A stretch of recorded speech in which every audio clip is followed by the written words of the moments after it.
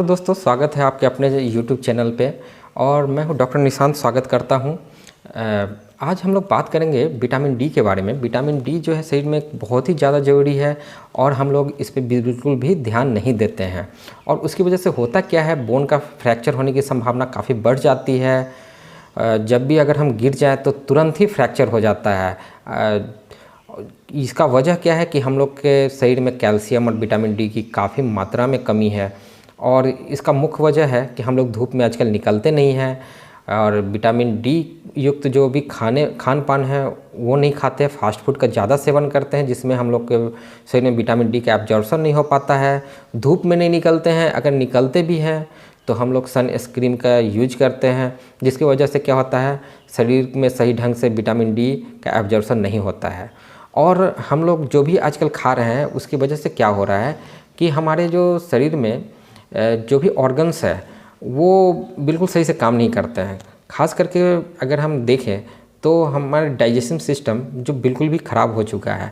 हम लोग कुछ भी खाते हैं तो ठीक से पचता नहीं है, उसका एब्जॉर्प्शन सही ढंग से बिल्कुल भी नहीं हो पाता।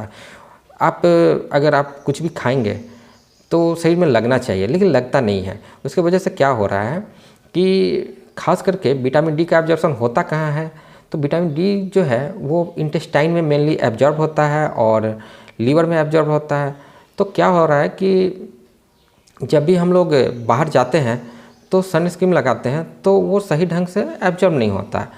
और बच्चों में क्या हो रहा है, बच्चे लोग आजकल बाहर ज़्यादा खेलने के लिए नहीं जाते हैं, तो उन लोगों में धूप नहीं लगता है, बोन में स्ट्रेंथ नहीं आता है। तो अगर वो गिर जाए तो क्या होता है कि वो जल्दी फ्रैक्चर होने की संभावना बढ़ जाती है। छोटे बच्चों में उसकी कमी हो जाए तो रिकेट्स भी हो सकता है। रिकेट्स क्या होता है, एक ऐसा बीमारी है जो बहुत कम है, रेयर बीमारी होती है आजकल, जिसमें बोन जो है वो सॉफ्ट हो जाता है और वो बेंड टेढ़ा हो जाता है। तो हम लोगों को उस पर ध्यान देना चाहिए। अगर विटामिन डी की कमी हो जाए तो कैल्शियम की भी शरीर में, ब्लड में कमी हो जाती है और उसकी वजह से क्या होता है, ये टिश्यू अच्छा नहीं, हेल्दी टिश्यू नहीं हो पाता है। और अगर उसकी और ज़्यादा कमी हो जाए तो सेकेंडरी हाइपरथायरॉयडिज्म भी हो सकता है।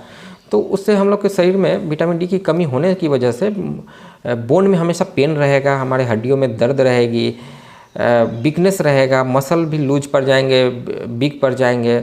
और क्या हो सकता है, कैंसर होने की भी संभावना इससे बढ़ जाती है। ऑटोइम्यून डिजीज़ जो होते हैं वो बार बार हम लोग के शरीर में जो ऑटोइम्यून डिजीज है वो बढ़ जाते हैं, रोग प्रतिरोधक क्षमता कम हो जाती है, यहाँ तक कि हाइपरटेंशन भी बढ़ जाता है, हाइपरटेंशन हो सकता है। तो हम लोगों को ऐसे खान पान खाने चाहिए जिसमें विटामिन डी प्रचुर मात्रा में हो। और धूप भी, सुबह की जो धूप होती है, धूप तो 10 से 15 मिनट कम से कम ज़रूर लेनी चाहिए।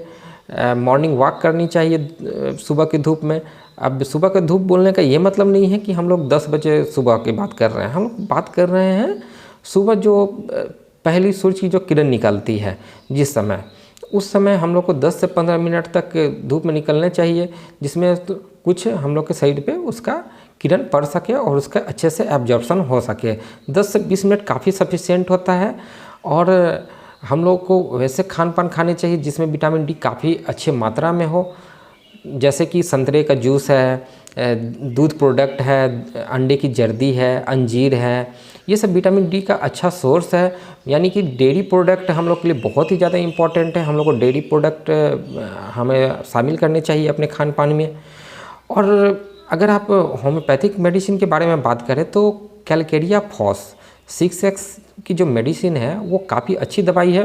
वो बच्चे में हो, प्रेग्नेंट लेडी में हो, या बड़े में हो, बूढ़े में, किसी में भी दिया जा सकता है और इससे कैल्शियम की कमी दूर हो जाती है। तो विटामिन डी के लिए कैल्शियम बहुत ही इम्पॉर्टेंट होता है। तो कैल्शियम हम लोग ले सकते हैं। कैल्शियम लेने से विटामिन डी भी शरीर में बढ़ता है, उसका एब्जॉर्प्शन अच्छे से होता है। और हम लोग अगर होम्योपैथी में विटामिन डी का कैप्सूल भी आ चुका है जो अलग अलग कंपनी का है, जिसमें मैं आज बता रहा हूँ आपको बैक्सन कंपनी के बारे में।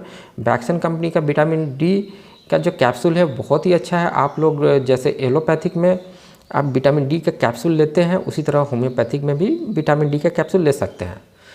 इसको लेना कैसे है, इसको लेने के लिए प्रतिदिन आप खाना खाने के समय में या खाना खाने के बाद में आप इसको ले सकते हैं। डेली एक कैप्सूल आपको लेना है कम से कम आप 2 से 3 महीने ज़रूर लें और इससे आपका बोन जो है वो स्ट्रॉन्ग होगा, काफ़ी अच्छा रहेगा।